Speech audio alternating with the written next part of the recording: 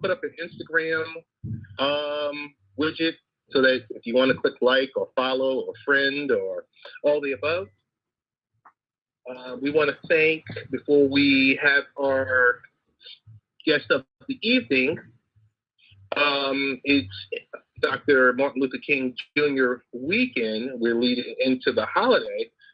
We want to thank all of our affiliates that air the show, but specifically 1240 AM WGBB, also 95.9 FM. We want to say thank you guys for always supporting the show, and for all the people that do write us on Facebook. We don't get back to everyone.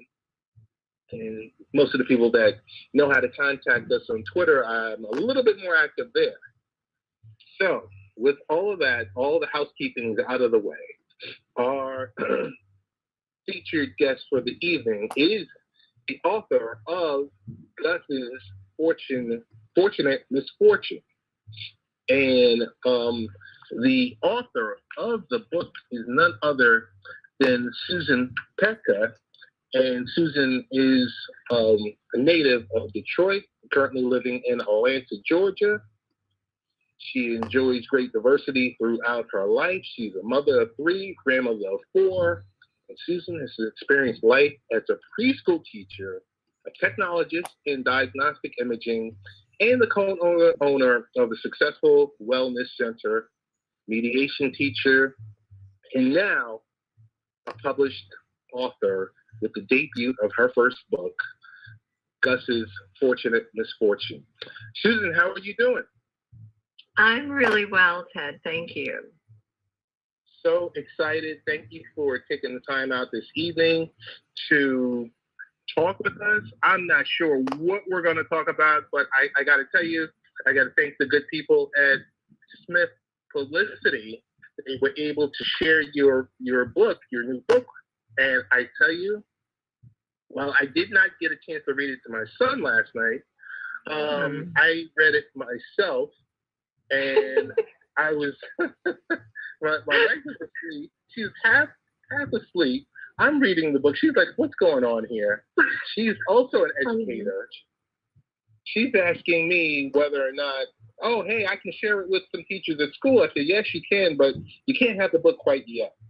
But so I guess we'll get into your inspiration for writing your book. Well, most people don't know this, but the book's based on a true story. So it was inspired, by real events. Back in 2013, I was at a Buddhist retreat, and the teacher told a story about an experience he'd had with a little mouse at the temple, and I was so delighted by the story, and I just kept trying to imagine what it would be like from the mouse's point of view. So that's how the story came into being. Okay. Yeah. So I have to ask you, the excitement about the release of your new book. Did you? I guess we'll go into a little bit of inside baseball, and I'll ask you a question like, how hard was the process to get this book published, Susan? Well, it was just very long and lots of obstacles, it seemed like. I started writing the story in January of 2014, and it was just released last November. So I don't know that it was so hard to do it, as it just required a lot of patience and just allowing the process to take whatever time it was going to take. It was writing the story, doing some editing, then turning it over to the illustrator, who is amazing, by the way. I just cannot believe my great good fortune at getting Joseph Cowman to be able to do the drawings, but then allowing him the time he needed to do, and then more editing, and yeah, there was actually one point in the writing of it that I realized that the drawings didn't quite go with the story. And I didn't know if we needed to have the illustrations changed or the story changed. But it ended up being easier to adjust the story to it. So Gus had an extra obstacle in there he had to overcome. And in the long run, I think it actually made the story better. Oh, that's excellent. Gus. I'm glad you had already answered my next question. What was the biggest obstacle that you encountered, but you explained that. Hey, I wanted to. The book itself is inspirational and charming. I wanted to know if you could describe the way in which we face challenging circumstances that define us.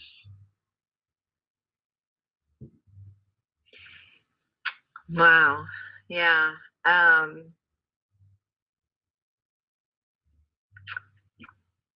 So sometimes we encounter challenges and we can have them.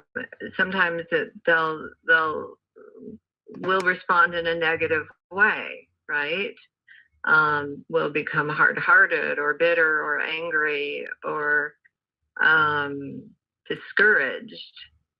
That's a big one, is discouragement in the face of obstacles.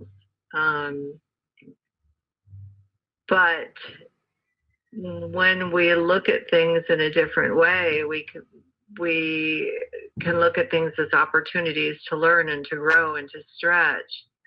And I think those very obstacles are what can help us to attain a higher level if we choose to use them that way. Susan, we're speaking with Susan Pepka, of the author of Gus's Fortunate Misfortune. Susan, your book touched upon kind of the effects of bullying on a child's confidence. Mm-hmm. What are some ways that we could restore the self-worth by conquering adversity?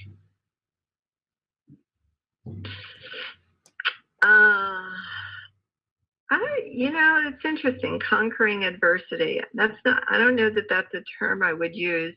I would say transforming adversity. Okay. But yeah, when kids are faced with those difficult situations, I think especially with kids, they need adults in their life who have created such a safe space for them, so that even when they encounter those times when kids pick on them, call them names, tease them, whatever form the bullying takes, if the adults in children's lives can create such a safety net for them that they won't go under, that the kids will know that they have a safe space.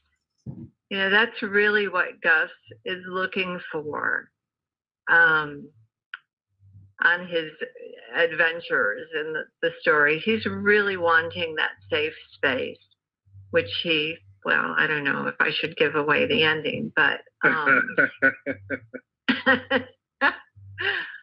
but I think it's so important for kids to feel cherished and protected, and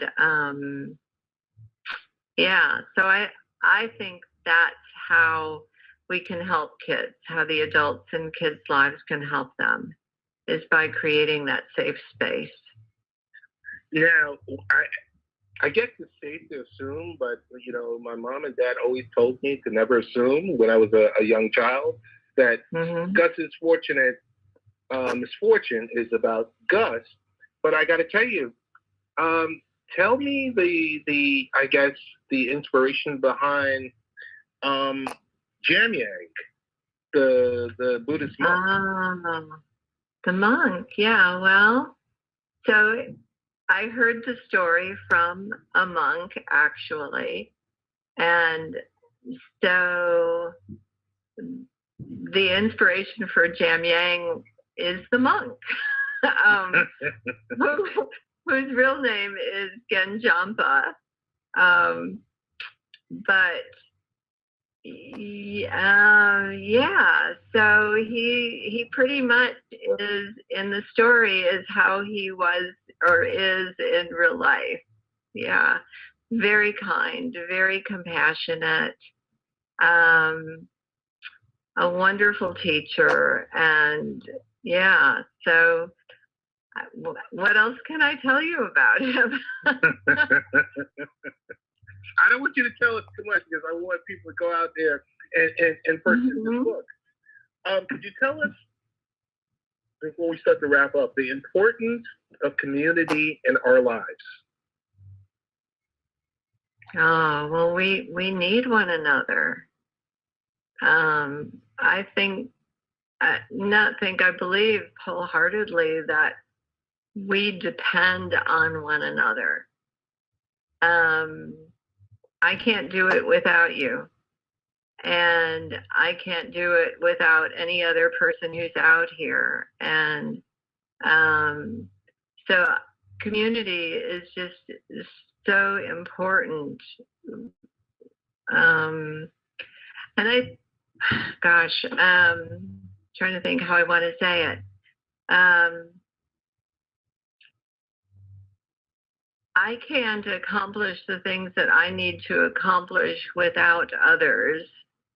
And I think it's reciprocated everywhere.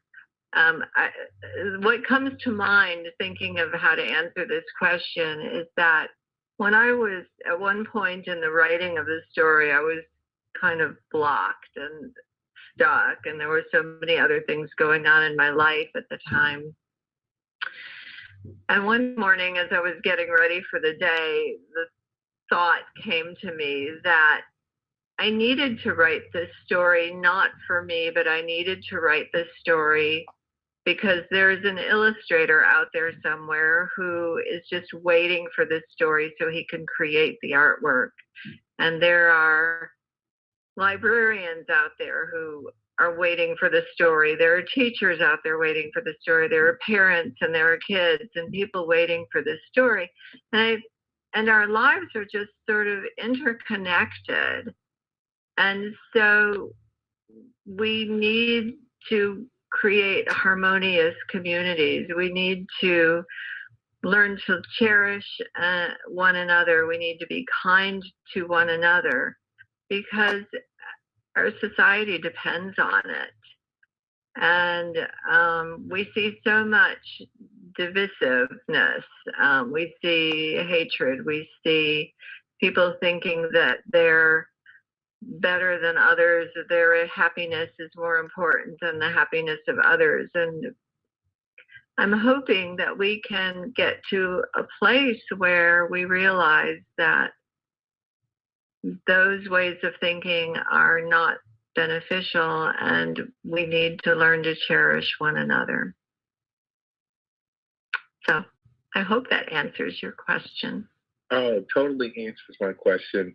We're speaking with Susan Pepka, the author of Gus's Fortunate Misfortune. Susan, I'm going to go a little off topic for a second. Okay. Of all the things that you have done and your accomplishments and accolades, would you share with us that you're the co-owner of a successful wellness center? Would you share with us what moved you in that direction to start up a wellness center, and where is it?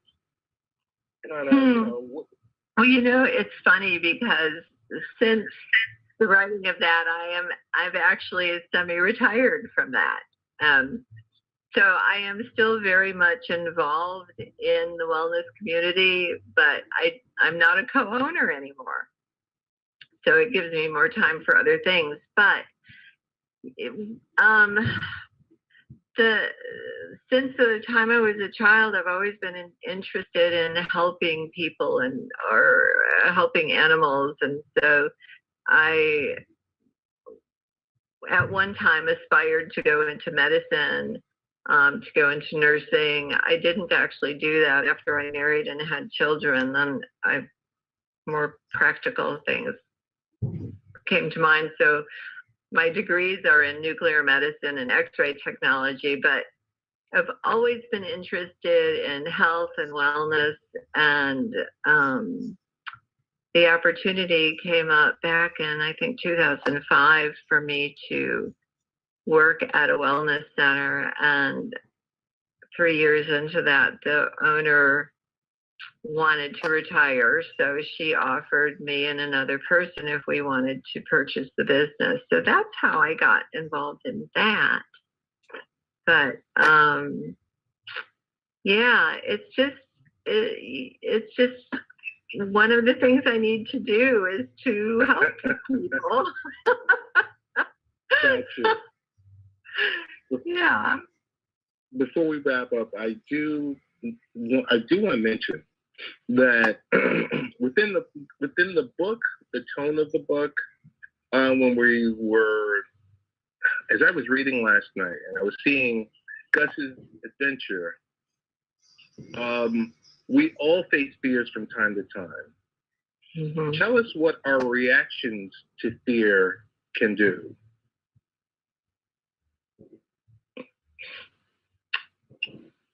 Our reaction to fear,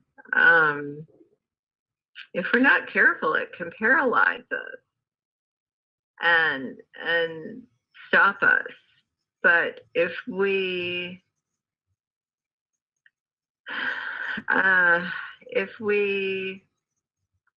with wisdom understand that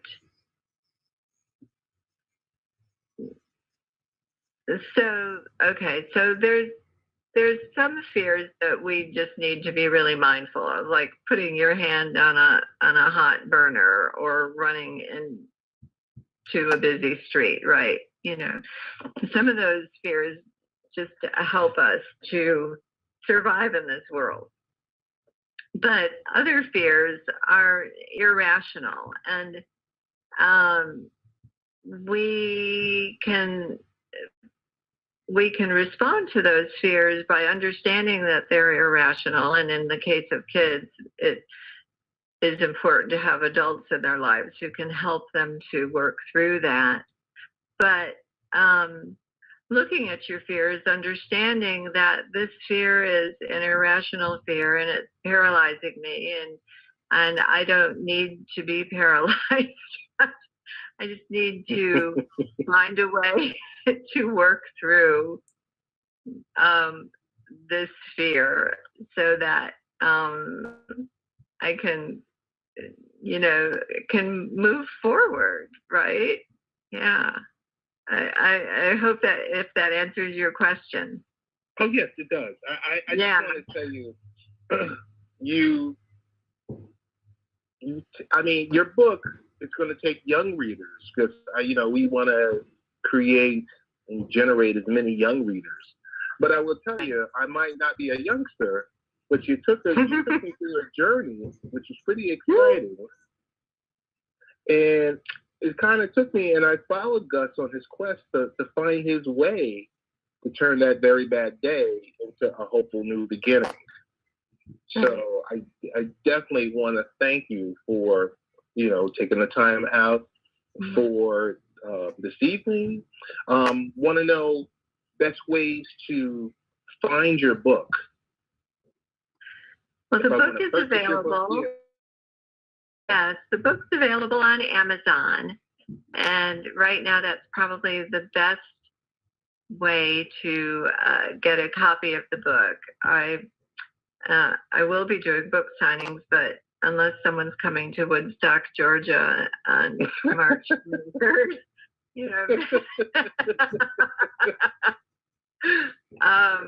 Amazon is probably the best place. Yeah. Gotcha. Is it, and also, I think my next to last question is going to be, if our listeners wanted to interact with you via social media, what would the best way be to Right now, the best, yeah, the best place right now is through Gus's Facebook page. Okay. Gus's Fortunate Misfortune. Yeah, and I love it when people send messages, and I will do my very best to respond. I did want to say one thing that you, when you said that you enjoyed the story, the book is a children's book. There's no doubt about that, but it's a book for everybody. Right. Yeah, a friend of mine, when she was helping me with the editing, and after she read it, she came to me and she said, "You know, Sue, it's really not a kid's book."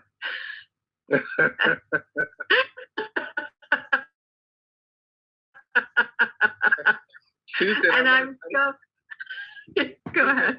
I got to jump in here and tell you, I second what your buddy was saying, because I said those are some real world issues that Gus is dealing with.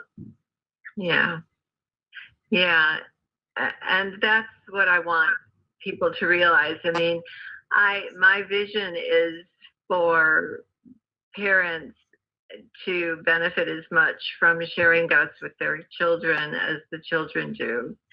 Because ultimately, if we want to foster kindness and compassion in our children, we need to find a way to create that in our own lives.